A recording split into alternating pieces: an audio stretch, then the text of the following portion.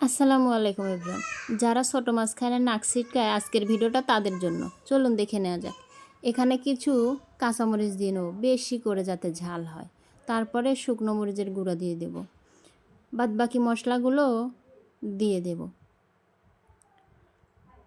হলুদ গুঁড়া, ধনিয়া গুঁড়া, জিরার গুঁড়া, আদা রসুন বাটা, লবণ সব এখানে দিয়ে দেব। ভিডিওটি না টেনে পুরোপুরি দেখবেন। এভাবে রান্না করলে ছোট মাছ আর খাওয়া বাদ দিতে হবে না, আঙুল চেটে পুটে খাবেন।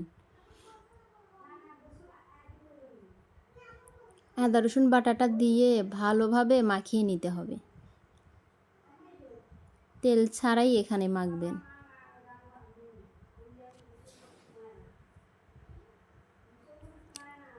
ভিডিওটি ভালো লাগলে লাইক, কমেন্ট, শেয়ার করতে ভুলবেন না। আমার ইউটিউব চ্যানেলটা সাবস্ক্রাইব করবেন। এভাবে ভালো মতো সুন্দর মতো মাখিয়ে নেবেন। পানিও দেওয়ার দরকার নাই, তেলও দেওয়ার দরকার নাই। যারা ছোট মাছ অপছন্দ করেন, রান্না করলে মজা লাগে না, তাদের জন্য আজকের এই ভিডিওটি। একবার এভাবে খেয়ে দেখবেন। তারপরে কড়াইয়ে কিছু তেল দিয়ে দিবেন। সরিষারও তেল দিতে পারেন, সয়াবিন তেলও দিতে পারেন। তারপরে মাছগুলো, তেলটা একটু যখন গরম হবে, মাছগুলো তাতে ছেড়ে দিবেন। কোনো কিছু দেওয়ার দরকার নাই তেলের মধ্যে, শুধু মাছ যেগুলো মাখিয়ে রাখছিলাম এগুলোই ছাড়বেন। এভাবে সুন্দর মতো বিছিয়ে কড়াইয়ে দিয়ে দিবেন।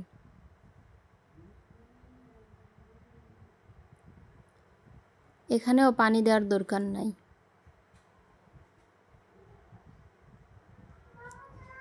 একটু পানিও দিবেন না।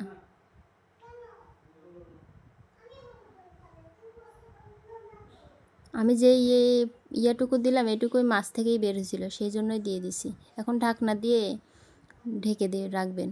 তারপরে একটু পরে এসে আবার একটু উল্টিয়ে দেবেন। দেখেন পানি না দেওয়ার পরেও কতগুলো পানি বের হয়েছে।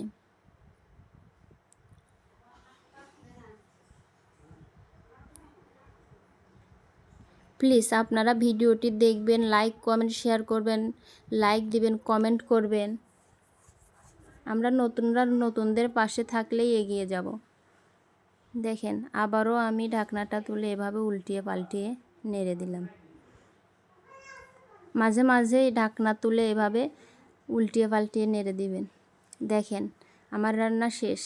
দেখছেন? এইভাবে একবার খেয়ে দেখেন, মুখের রুচি ফিরে আসবে। আজকের মতো এই পর্যন্তই। ভিডিওটি দেখার জন্য ধন্যবাদ। Thank you.